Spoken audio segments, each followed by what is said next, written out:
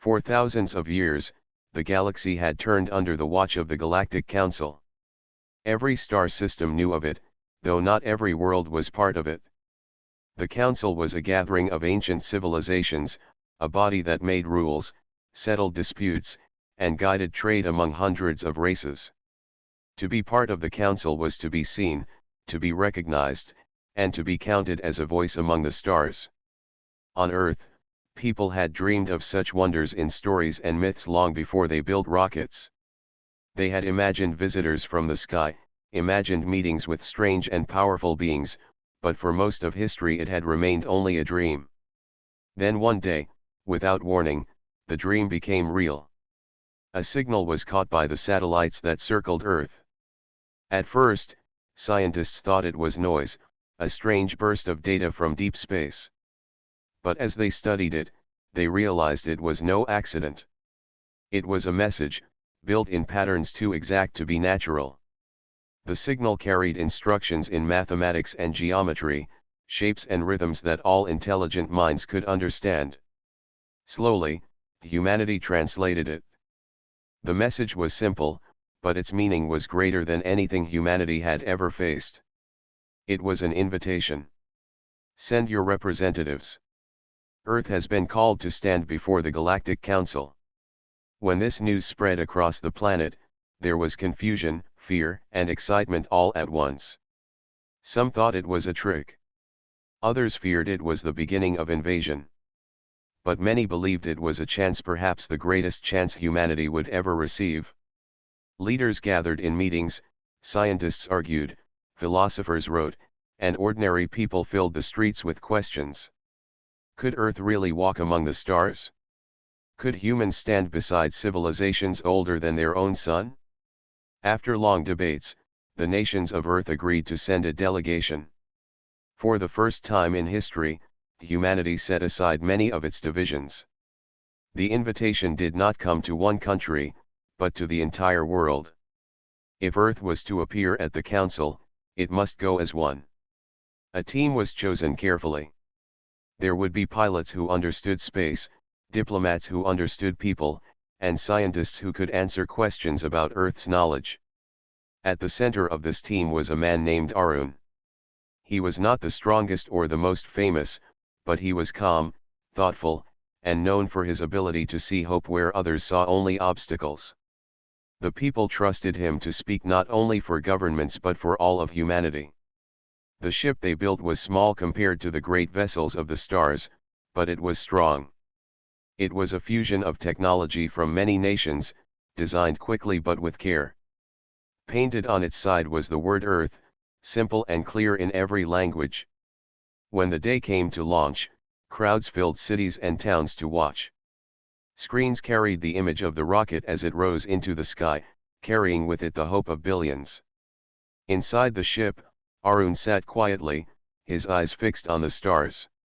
Around him, the other members of the team checked controls and exchanged nervous words, but he spoke little. He knew history was pressing on them. He knew that when the Council saw them, it would not be just a meeting, it would be the first judgment of Earth as a whole. Days turned into weeks as the ship crossed the empty dark. The stars grew sharper, and the endless silence of space wrapped around them. Some nights, Arun looked out from the viewing window and wondered what kind of beings awaited them. Would they be kind, or cold, or beyond all human understanding? Would they even see humans as equals? Finally, the signal led them to a place unlike anything humanity had ever imagined. It was the Galactic Council station, a structure that floated near a dying star. The station was so vast it dwarfed Earth's largest cities. Its surface glowed with towers of metal and glass. Entire habitats shone like jewels, and fields of energy wrapped it in shields that pulsed with light. It was not one style but many, each section built by a different civilization, yet all joined into one whole. As the human ship approached, Arun felt his heart tighten. The ship shook gently as docking arms reached out, pulling them toward a gate large enough to swallow 100 ships at once. For the first time, Earth's flag and Earth's name were seen by beings from every corner of the galaxy. The crew gathered near the hatch, standing in silence as it prepared to open. None of them knew what they would see on the other side. Arun closed his eyes for a brief moment, remembering the streets of his home city, the rivers, the fields, the voices of children laughing. He told himself he was not walking into that hall alone, he was carrying all of Earth with him. The hatch opened. A light brighter than the sun poured inside, and voices unlike any human voice filled the air. The invitation had been answered. Humanity had arrived. The air inside the council station was strange, yet not unpleasant. It was filled with scents that no human nose had ever known, a mix of metal, flowers, and something that felt like the sea after rain. As Arun and his team stepped out of the ship, their eyes widened. The landing bay stretched for miles, built to welcome ships of every kind. Some vessels hovered on cushions of light, others rested like floating shells, and a few appeared alive, breathing softly as if they were creatures rather than machines. Guides awaited them, beings that towered twice the height of a human, their bodies covered in shimmering scales that reflected the lights above.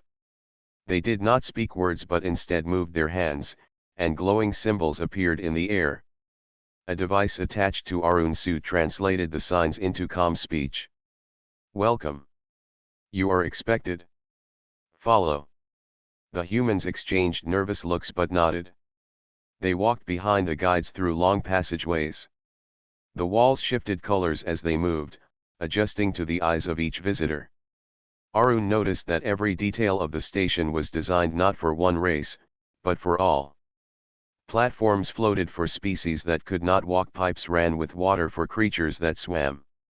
Rooms glowed with heavy warmth for those who came from fire worlds, while others hummed with icy mist for those from frozen lands. Humanity had never built anything so vast, so carefully balanced. Finally, the guide stopped before a door taller than a mountain cliff. It opened slowly, light spilling out in waves. The humans stepped inside. The council chamber stretched farther than sight. Its ceiling was a sky of stars, shifting and turning as if they were standing in the middle of the galaxy itself. Rows upon rows of beings filled the hall. Some floated in great glass orbs filled with water. Some were crystal shapes that bent the light around them. Some stood like living trees, their branches moving as if stirred by wind. Others were so small they needed to ride inside machines to be seen. The sound was like a storm of whispers. The humans felt all eyes turned toward them. Arun led his group down the central path, his steps steady though his heart raced. His companions walked close, their faces pale but determined. "They are small," one voice whispered in the translator.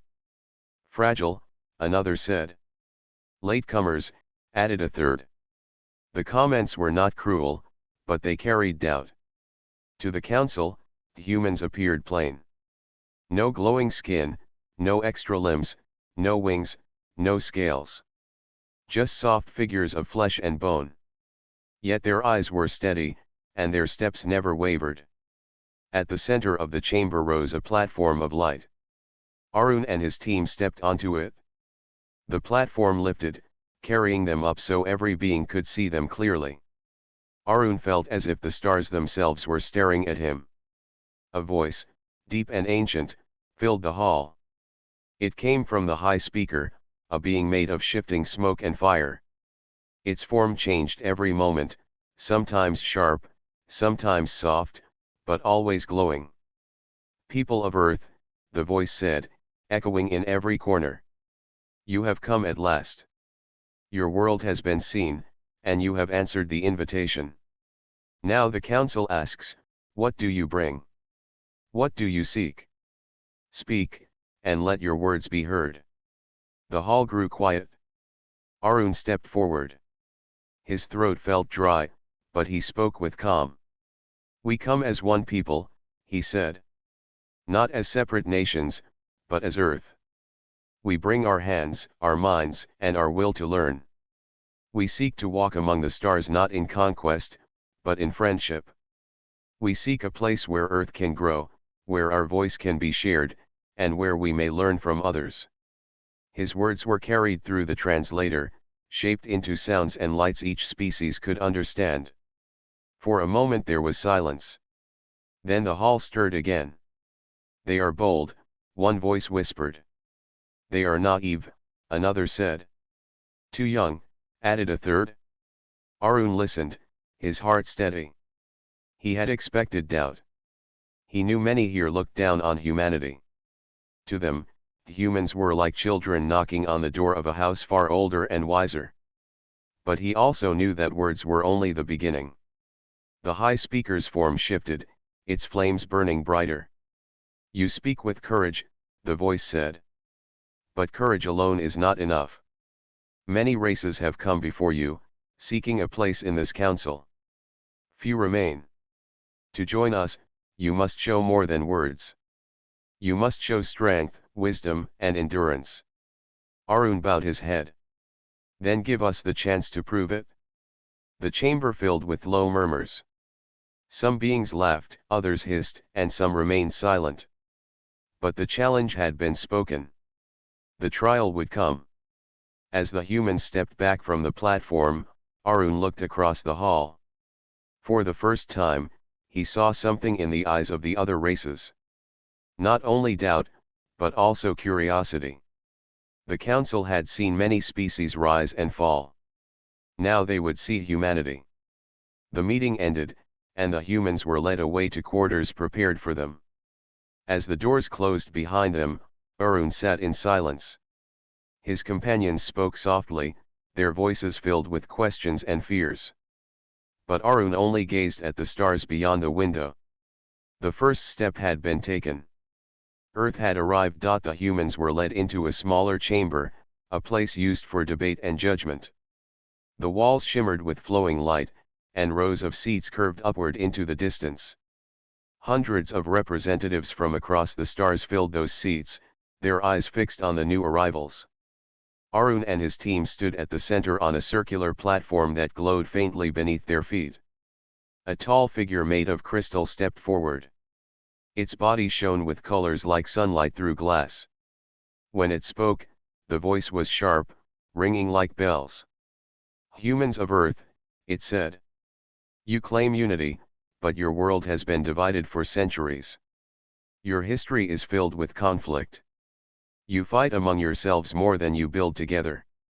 Why should the council trust you?" Arun lifted his head, his voice calm. "It is true our past is filled with conflict. We are not blind to it. But it is also true that each time we fall, we rise again. We learn, we rebuild, and we grow stronger. That is the strength of humanity. We are not perfect, but we do not stop trying." The crystal being tilted its head. Its light dimmed as if it was not convinced. Another voice spoke, this one coming from a being like a tree with golden leaves. Its branches sway gently as if moved by a wind that no one else could feel. "Your bodies are weak," it said. "You are small, fragile, and short-lived. Other species endure for centuries. Many here can live through storms and fires without fear. Yet your kind must shelter, heal, and protect yourselves from even simple wounds. How can such a species carry weight among the stars?" Arun looked at the being and answered with steady eyes. "Our bodies are not the strongest, but our spirit is. Where our strength ends, our minds begin.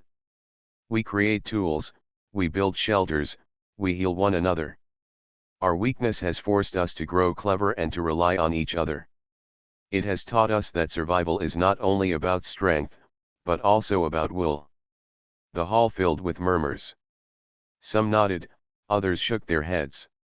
Then a third voice rose, deeper and heavier than the rest. It came from a giant being covered in stone plates, each one etched with ancient marks. "Words are easy," it rumbled. "Every new race speaks of hope and courage. But when faced with true challenge, they break. Why should we believe you are different?" Arun's heart beat faster. He knew every word was a test, and every doubt was a wall he must climb. He did not deny the question. Instead, he raised his hand slowly, showing his palm to the chamber. "Do not believe my words," he said. Give us a chance to act. Judge us not by our promises, but by what we do. The chamber grew quiet. The words carried weight. For a moment, no one spoke.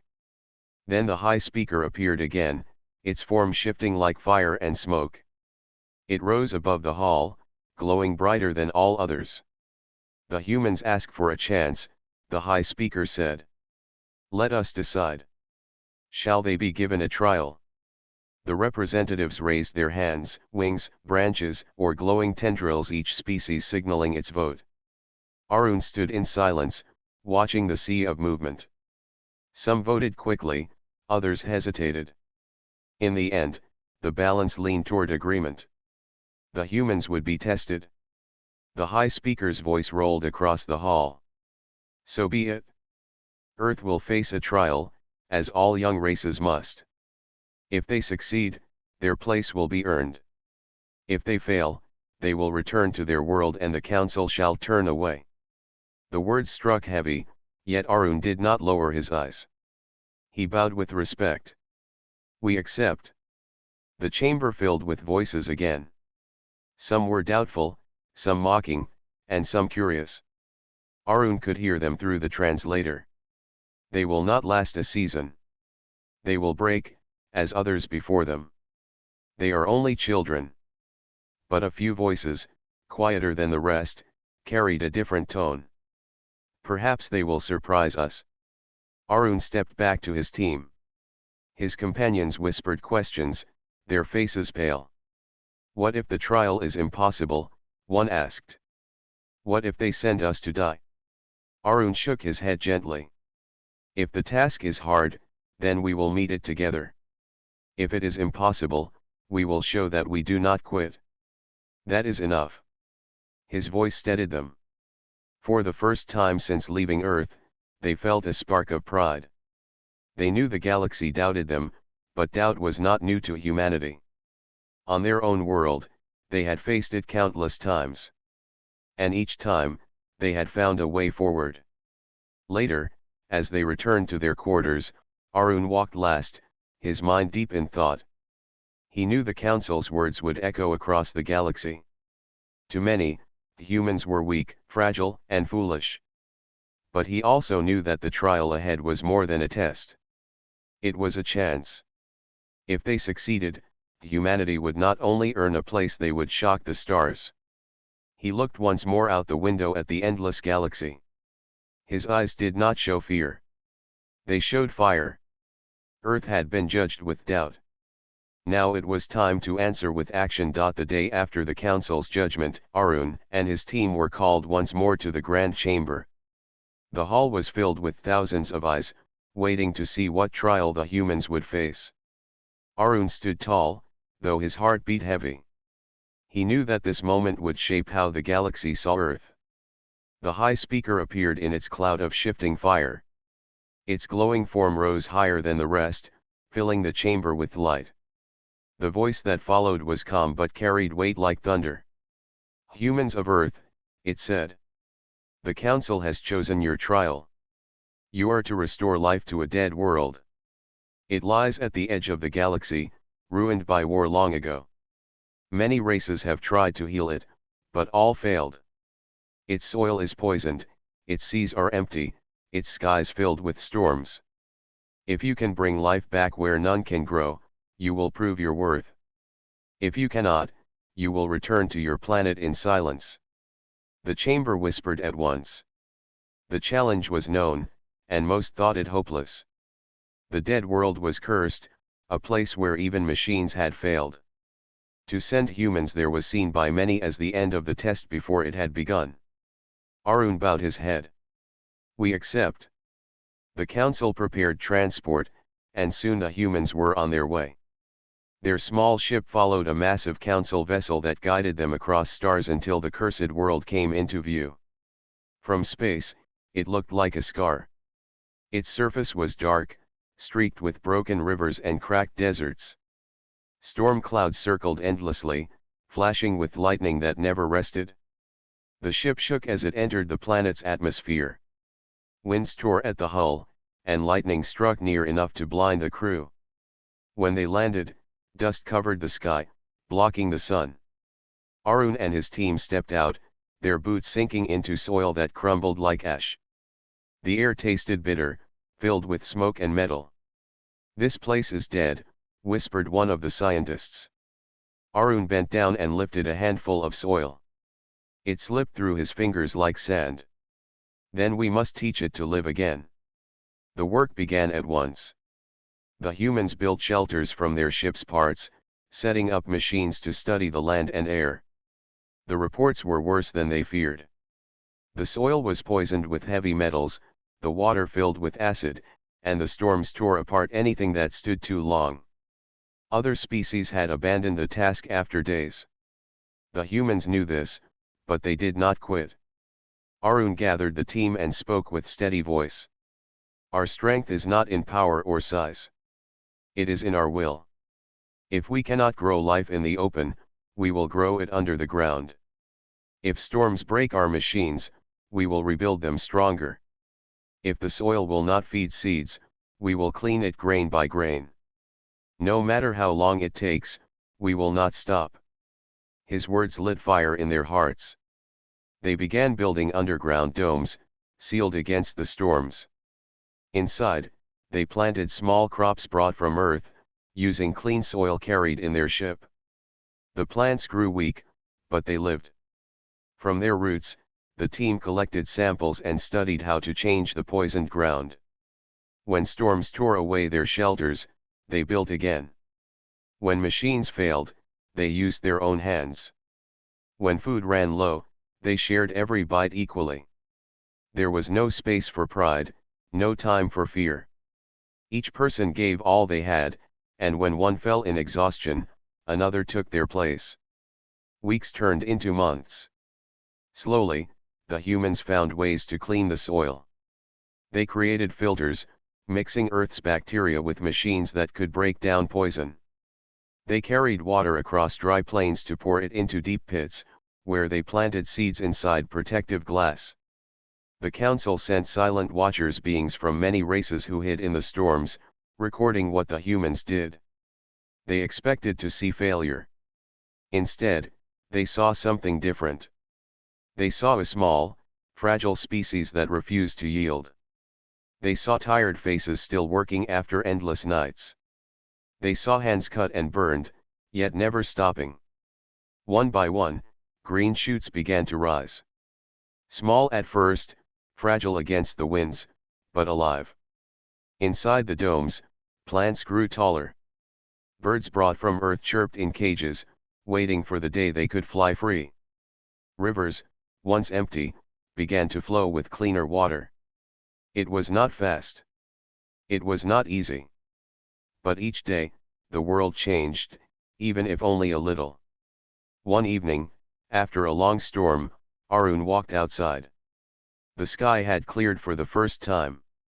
Through the clouds, a pale sun shone down.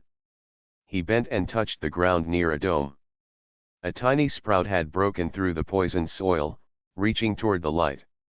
He smiled, his face tired but proud. "Life has returned." The watchers sent word back to the council. And across the galaxy, whispers began to spread. The humans had not given up. The humans had not broken. On a world where others had failed, they were bringing back green. The trial was not yet finished, but the galaxy was already watching with new eyes. The watchers had been told not to interfere, only to observe. They were members of many species, chosen to see how the humans fared in their impossible task. At first, most of them expected failure. They believed the humans would struggle for a short time, then abandon the trial as others had done. But as days turned into months, the reports they sent back to the council began to change in tone. The humans did not stop. When storms ripped apart their shelters, they did not retreat. They rebuilt them with stronger supports, hammering metal together with their own hands when machines failed. When crops inside their domes withered, they studied the soil, adjusted the light, and tried again. When sickness spread through the group because of the poisoned air, they shared medicine equally, refusing to leave anyone behind. Arun became the center of this strength. Every morning, he rose before the others, walking through the camps to check the machines, the plants, and the people. He worked as hard as the youngest, carried loads as heavy as the strongest, and when doubts rose, his calm voice reminded them why they were there. He did not command with force but with quiet determination. "We are here to prove who we are," he often said. "If we fall, let it be while standing together. If we rise, let it be with every hand, not just one." The watchers were confused.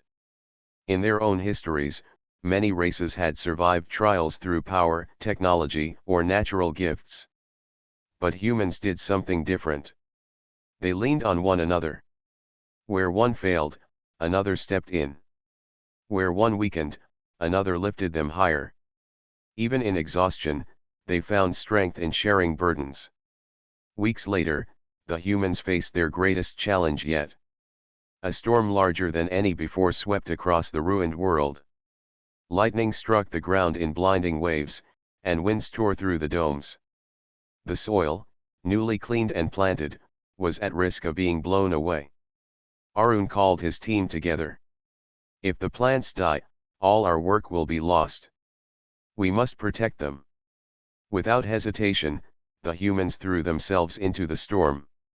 They dragged heavy shields across the fields, anchoring them against the winds. They carried fragile seedlings in their arms, sheltering them in the underground chambers. Some were knocked down by the force of the storm, but others pulled them up again. For hours, they fought not against enemies but against nature itself. When at last the storm passed, the camp lay in ruins, but the plants had survived. The humans had saved them with their own bodies, standing as walls against the storm. They were soaked, bruised, and weary, yet their faces carried tired smiles. The watchers recorded everything. One of them, a being of light who had lived for 5 centuries, whispered to another, "No other race would risk themselves so completely for mere sprouts of green. What drives them?" "They do not see them as mere sprouts," another replied. "They see them as future life. They protect not only themselves but what comes after them." Slowly, the world began to change. Clean water flowed in rivers that had been dry for centuries.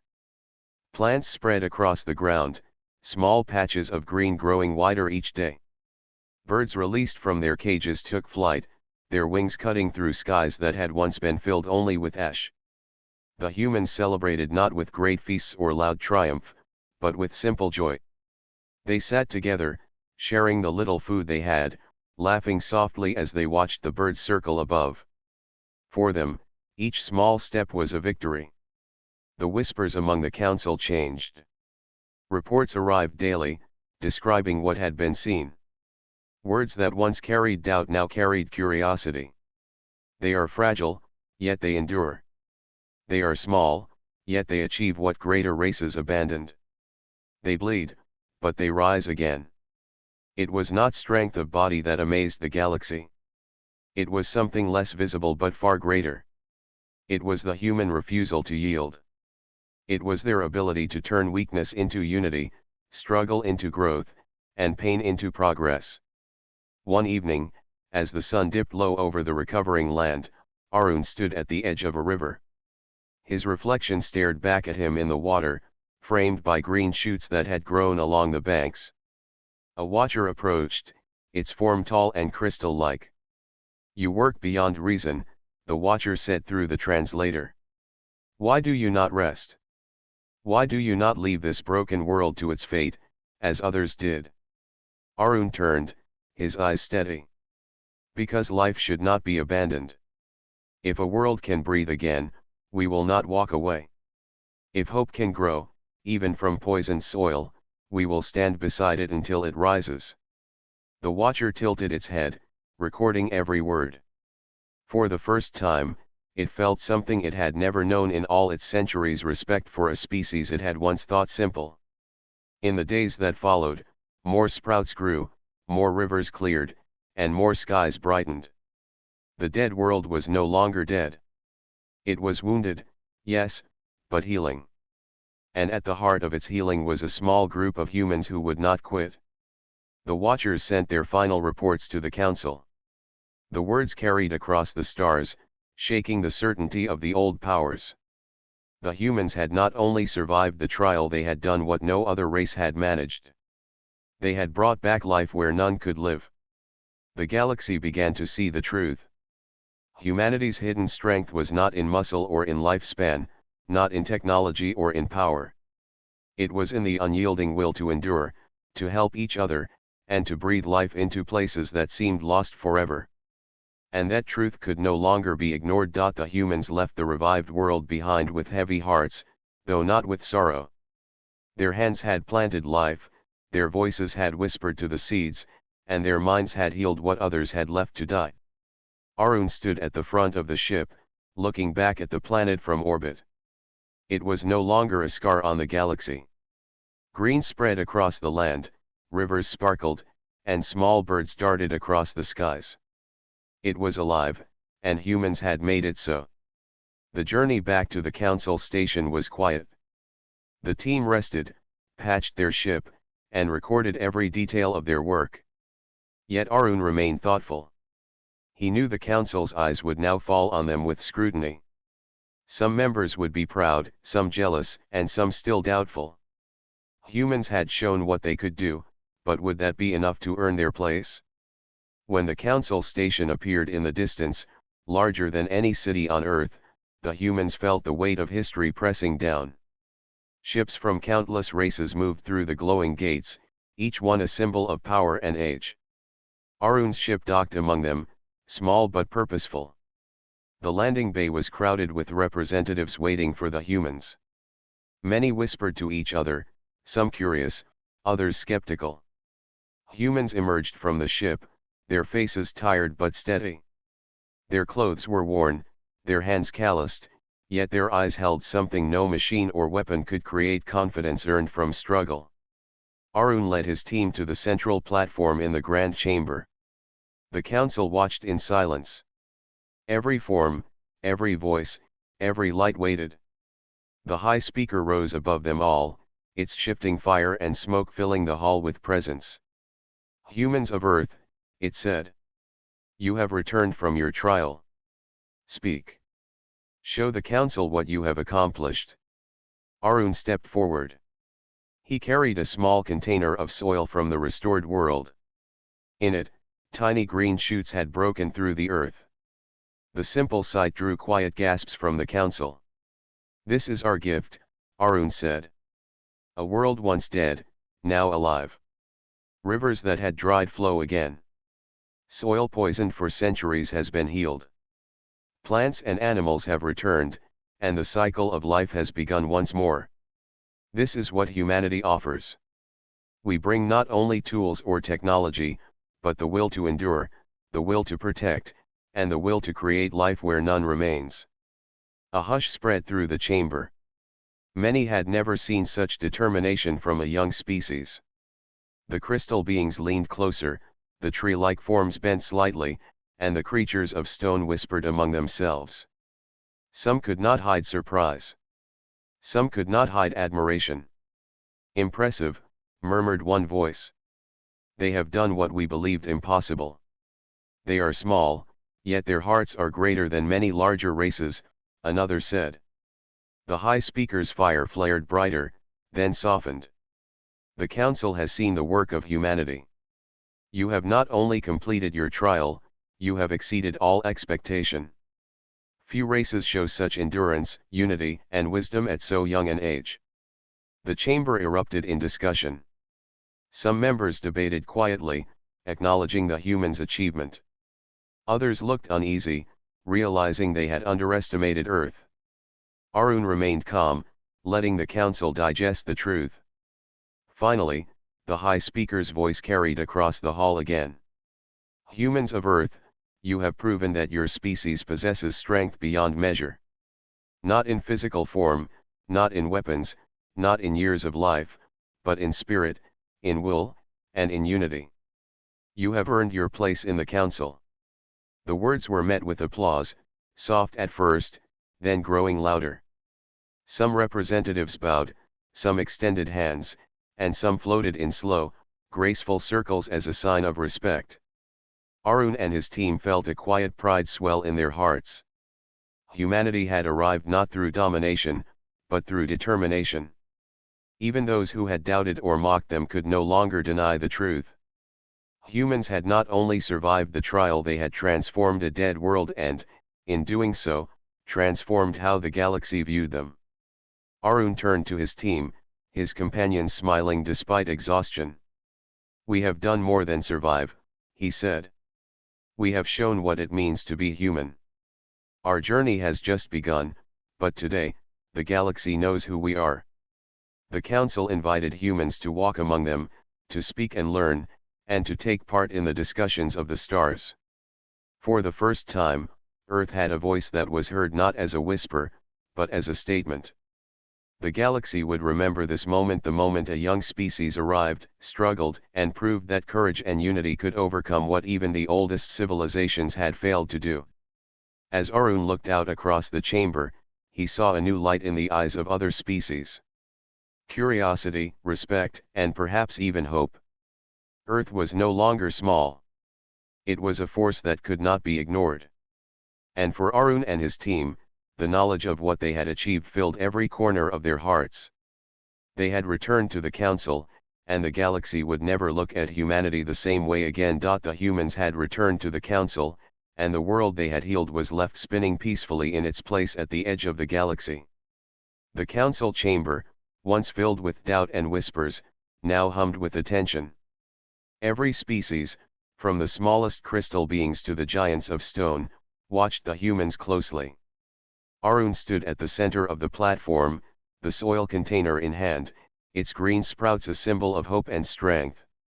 For centuries, the council had seen young races rise and fall. Most were dismissed after their first failures. Humans, however, had done more than survive. They had created life where all others had given up. The ripple of their achievement spread quickly through the galaxy. Messages from the council traveled from system to system, telling of Earth's courage, its endurance, and its unyielding will. Some species reacted with fear. They had expected a weak, fragile species, easily overlooked and ignored. But humans had shown that weakness could be transformed into power through persistence and cooperation. The very idea of a small, young species achieving what older civilizations could not sent shockwaves across star systems. Leaders whispered in astonishment, trading stories of the human struggle and triumph. Others felt admiration. Entire planets looked to Earth as an example. Scholars studied the methods humans had used to restore the dead world. Engineers marveled at the machines designed from simple tools. Even the wisest of the council wondered if they had underestimated the potential of the young species. Arun felt the weight of this moment. He understood that the council's acceptance was only the beginning. Humans had proven themselves, but the galaxy had yet to see the true measure of their spirit. He stepped forward and addressed the chamber, his voice calm but firm. "We are small, and our world is young," he said. "But what we lack in age or size, we make up for in determination, in the willingness to help each other, and in the hope to create life even in the hardest places. This is what humanity offers. Not conquest, not domination, but perseverance, unity, and courage." The chamber fell silent again, as if every being considered his words carefully. Some nodded, others exchanged looks of disbelief. Arun continued, speaking not for himself, but for all of Earth. "We do not fear challenge. We do not turn away from struggle. And we do not give up, even when the odds are against us. Let this be the first lesson we offer the galaxy. The true measure of a species is not its size or strength, but its will to endure and to grow stronger together." The high speaker, shimmering in its fire and smoke, floated higher.